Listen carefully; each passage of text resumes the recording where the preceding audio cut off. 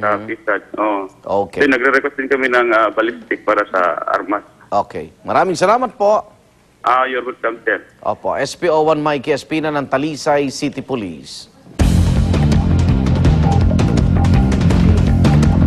Samantala, Philippine Medical Association namahagi po ng chlorine solution sa mga residente ng Masantol, Pampanga. Yan ay matapos magpositibo ang kanilang tubig sa E. coli bacteria. Narito ang report ni Haji Rieta.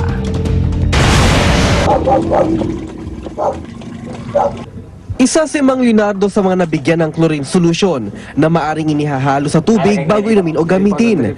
Ang tubig poso kasi sa barangay nila, nagpositibo sa E. coli bacteria dulot ng baha. Como kuan, gagamitin ko para sigurado walang kuan sa amin. Oo, walang gagaay ko kuan ng sakit. Nanguha rin ng water sample sa mga bahay, dinalaw ng mga doktor at binigyan ng gamot. Nakakalarma raw ang dami ng mga bata nagka-diarrhea. Yung E. coli kasi isang, syempre, mikrobyo na pumapasok sa katawan natin, sa intestine, so nagkukos ng mga diarrhea yan. Ngayon, kung hindi natin ititreat yung problema, magiging cycle lang sila na paulit-ulit. Kahit maggamot kami ng maggamot, kung ang source of water naman nila, the same na hindi nagagamot, pare-parehos din. Ibig sabihin, cycle lang ang magiging pagtatay nila. Pakuluan nila, at least pakuluan nila yung tubig nila. Pero ang pag oras niyang pagpapakulo, hindi yung pagsindi ng apoy, kundi pag kumulo na sa doon sila mag-ooras. At least 10 to 20 minutes na pinakuluan. Para sa unang balita, Haji Rieta, reporting. Balikan po natin ang dry run ng pagpapatupad ng motorcycle lane. Makausap natin live sa Commonwealth Avenue si MMDA Chairman Attorney Francis Tolentino. Chairman Tolentino, good morning po. Magandang umaga po, magandang umaga sa inyo mga viewers. Alright, Chairman, handang-handa na po ba ang mga MMDA Traffic Enforcer para po sa unang araw ng pagpapatupad nga ng motorcycle lanes? Opo, tama po kayo, ka-deploy lang nila pagkatapos ng isang formation at sisikapin po namin isaayos po ito dahil sa kauna-unahang pagkakataon magkakaroon tayo sa ating bansa ng motorcycle lane. Bagamat mahirap siguro ipatupad ito sa first day, gagawin po namin ang lahat. Ang pakay po nito ay ma-reduce yung number of accidents na involved yung mga motorcycle riders. Aha. Paano po ang gagawin nating paghuli, Chairman? Let's say yung motorsiklo ay bigla na lang humarurot. Paano ho hahabulin yan? May mga tao po tayo sa dulo, meron po tayo mga big bikes na nakaabang na rin at may mga appropriate signages tayo. Ngayong araw po ito dahil dry run pa lang next week pa yung full implementation na magtitiket tayo. Magkakaroon po ng roadside motorcycle driving safety seminar. 15 minutes lang po ito at makakatanggap po sila ng sticker certifying na nagtapos sila dito. Alright, so seminar ho muna sa mga mahuhuli ngayong araw. Ganun nga po.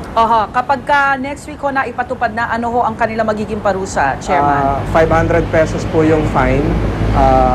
Ganun din po sa second offense. Alright. Ang pansin lang ho ng ilan, Chairman, bakit ho medyo gitna daw at hindi bandang gilid nilagay ang motorcycle lane? Dahil po sa gilid, nandun po yung mga buses natin, yung PUV, pati mga jeepneys.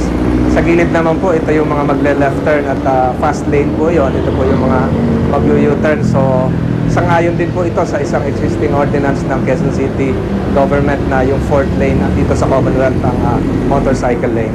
Yung kampanya ho natin sa mga motorsiklo o motorcycle rider na hindi naka-helmet o kaya yung mga sobra-sobra ho ang pasahero o kaya yung may mga sakay na bata, papaitingin din ho ba natin yon, Chairman? Opo, kasama po yon. Kasama rin po yung pagpapatakbo na naka-on yung headlights kahit araw para visible po sila at safe po magmaneho ang mga motorsiklo.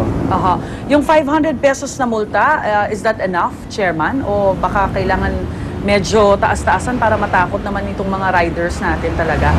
Sa palagay ko po, sa simula, tama na po yun dahil marami yung overlapping penalties pa. Kagaya po ng yung speed limit, patutupad din po yan. So, tama lang po siguro yung 500 dahil marami-raming gasolina na po yun kung ilalagay natin. Sobra sa full tank na po yan ng isang motorsiklo.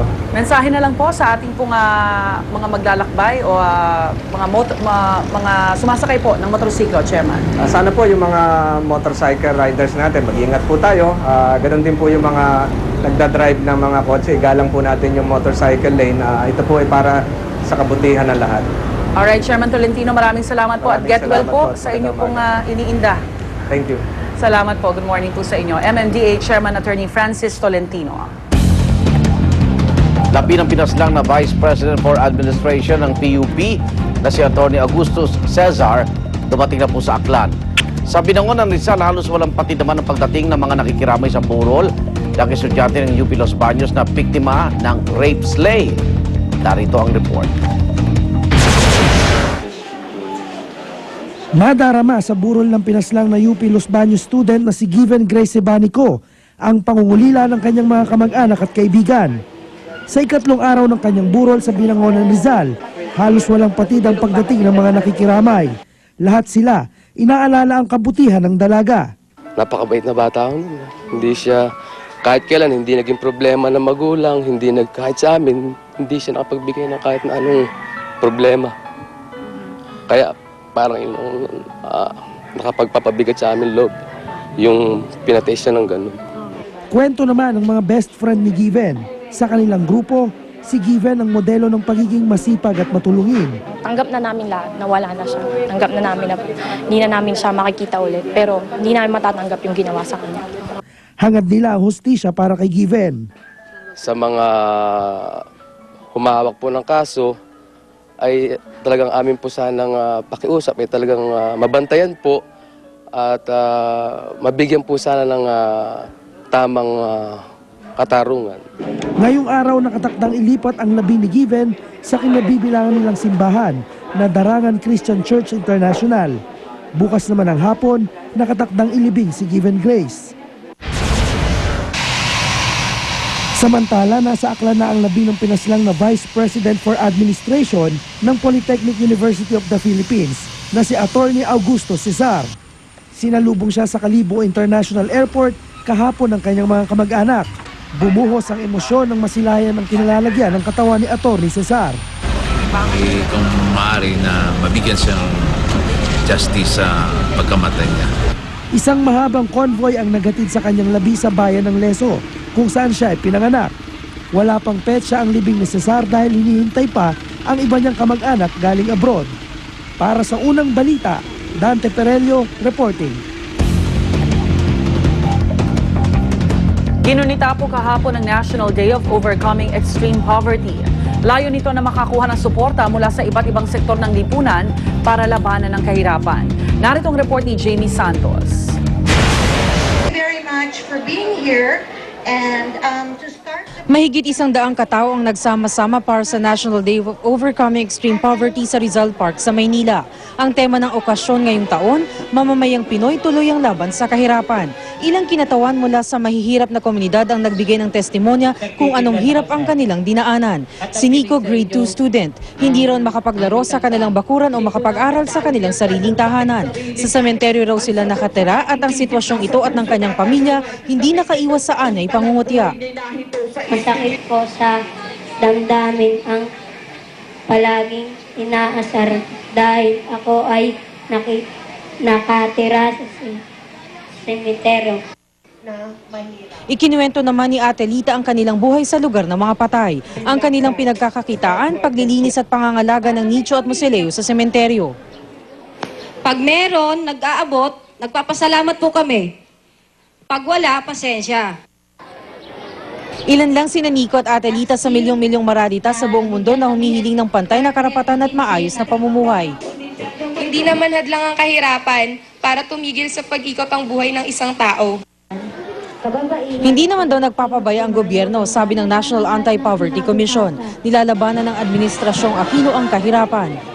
Ang pinaka-importante sa ginagawa ng gobyerno ni Pangulong Aquino para tumulong sa mga mahirap, no, ay mag-isip ng paraan para maibalik ang dangal. Ang ating pagpuksa ng kahirapan, hinihingi na bawat isa sa atin ay maging bayani sa pakikipagbayanihan. Nagsimula ang pagunita sa araw na ito noong October 17, 1987 sa pangunguna ng isang French Catholic priest. Taong 1992, nang idineklara ng United Nations ang nasabing araw bilang International Day for the Eradication of Poverty.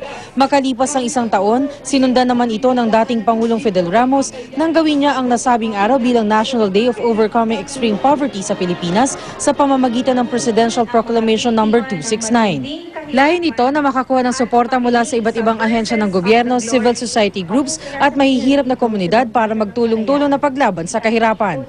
Para sa unang balita, Jamie Santos reporting. Prime Minister ng Thailand, dinalo ang mga residente apektado ng matinding baha.